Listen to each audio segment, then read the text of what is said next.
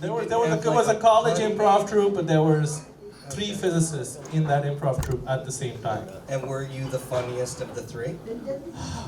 Okay, yes. Do you think, because I think so much of being a comedian is part of it's part of who you are. I feel like to be successful at it and you have to not be able to do anything else. Because you would probably try to do something else to avoid having to go through the struggle of doing comedy. It seems like you're disproving that a little bit. What?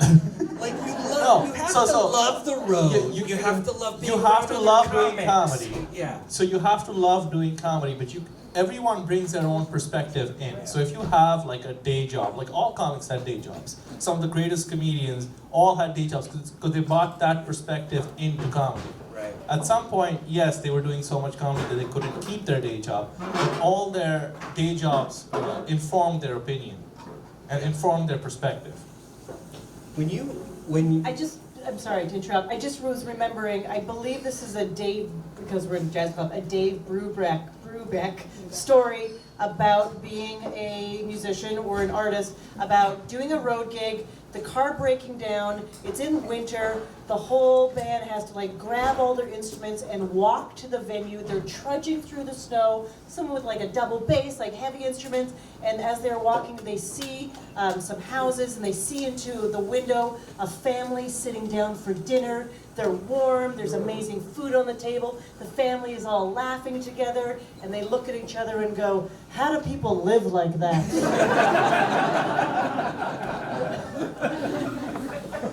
You're drawn to it. You gotta do it. Yeah.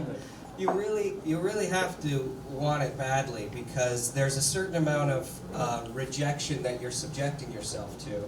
I mean, like even this crowd, you had 2 crowds tonight, kind of, right? I was watching, I'm like, oh, they have 2 crowds? That's just not one show, it's 2 shows. Did you feel like you had established a relationship with these guys? Yeah, this is uptown and this is downtown. Did you feel like they kind of laughed at different things and had a different relationship with you, or is that just my perception or projection of it? I mean, I try, honestly, I've spent my entire comedic career trying to not get really involved. I can see all of you, and if all I want to do is find the people that look like they're not having a good time and really invest on what that means as reflection of everything since I was a small child. And all I try to do, because there's and every comic does this. I'm sure you do. Every comic does this. And you find the one person who's not laughing, and you keep on looking at them. You keep on looking at them, and you like, are they laughing now? And you make a whole internal dialogue of what's going through their head about how they can't stand you and this is the worst night of your life. And then sometimes, and who knows, I don't talk to every single person, and it's subjective. Some people will be like, this is not what I wanted. Fine, there'll be something else for you later in your life. But sometimes you meet that person after the show and they're like, love that joke, or like really into it, and you're like, oh, this is just, your face just sucks, like all the time. But I made it all about me, so I try not to get too invested, because like you all came here with different things that happened to you today, and I've also been in an audience where I'm like, I don't feel like smiling, totally enjoyed myself, but it's hard. That's why we like darkness. Yeah. Anonymity. Yeah. And to add to the 2 crowds, I just want everyone to know I like these guys better.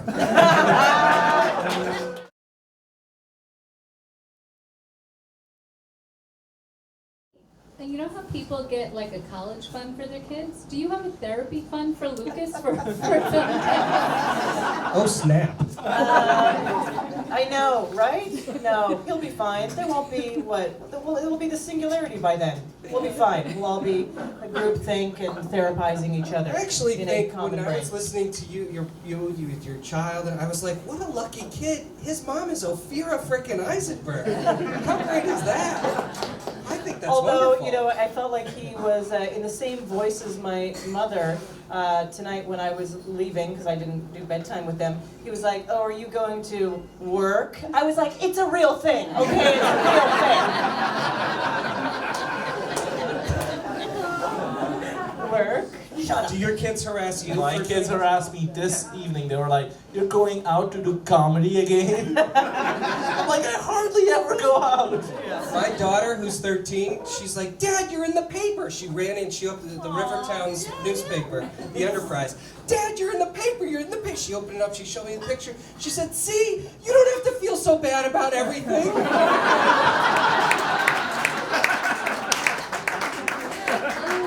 Question over here. Here's another.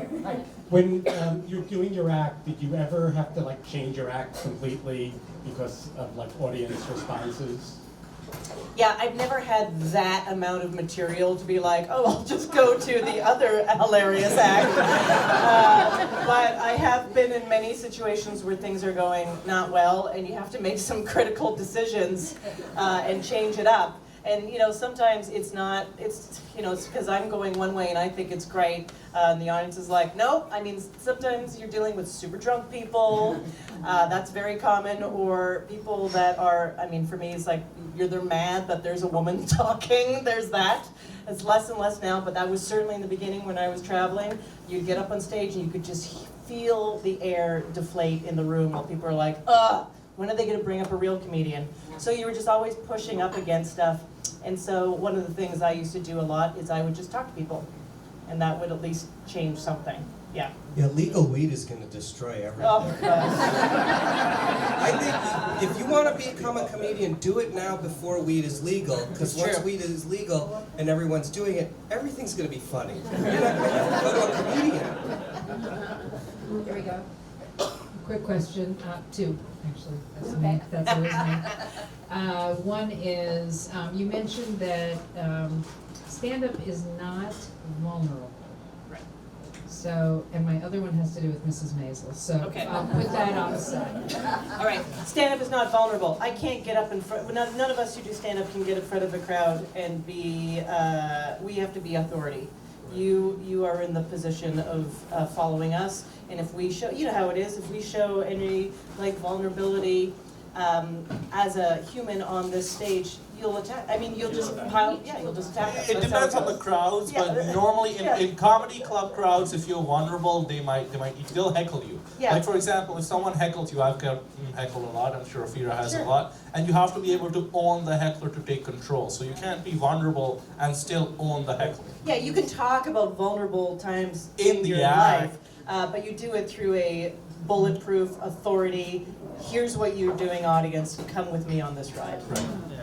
Yeah, where the While the if you've heard Ophira's stories on the moth, you cried like a baby. But I've cried. But the whole purpose of that particular, like the kind of moth storytelling, but a lot of storytelling, is you make connection by, maybe you're talking about experience that someone in the audience hasn't experienced before, but you're making an emotional connection by talking about how it affected you or felt. That's the kind of vulnerability that brings people in, so they are with you in the experience.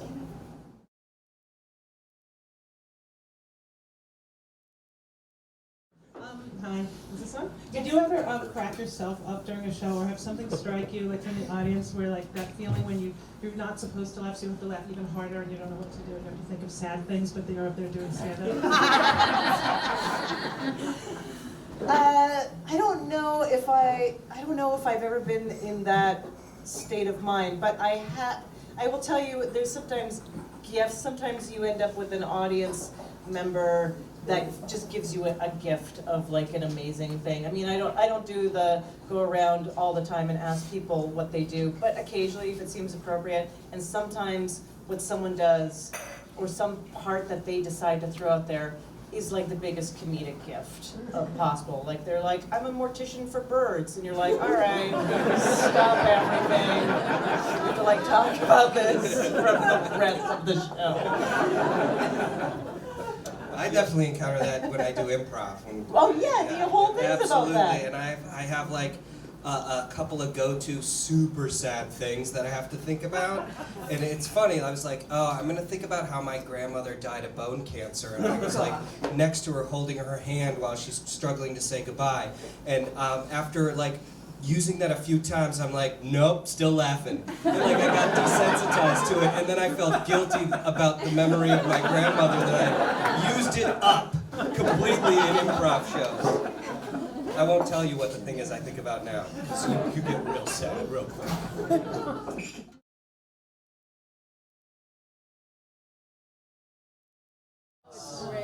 All right, Oh my gosh, wow. I will tell you that I also don't watch it, and I'll tell you why I don't watch it.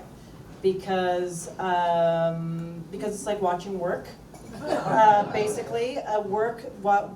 But at different viewpoints, where it's like, oh great, let me watch some woman in the 50s who does great every show. Oh, brand new material, every show that kills. Oh, all the guys are accepting her. Where's the part where her agent tells her she's too old? Like, where's the part where she's on a date and the guy's like, you're not funny? Like, where's the part where Louis C.K. shows up and bumps her from her spot? Like, it just makes it seem great. That's why I Like watch crashing, Downton which is Abbey. much more real. Yeah, so I know it's about so much more than that, but I'll tell you what I like watching. I actually, and I'm sure I would like it, I just like, watching a show about stand-up. You know what I like watching? I like watching the baking show. I like watching the British Bake Off, because it's just people being nice to each other and baking. That is my style of television. Or you can watch Outrageous Acts of Science Wednesday nights. There's that.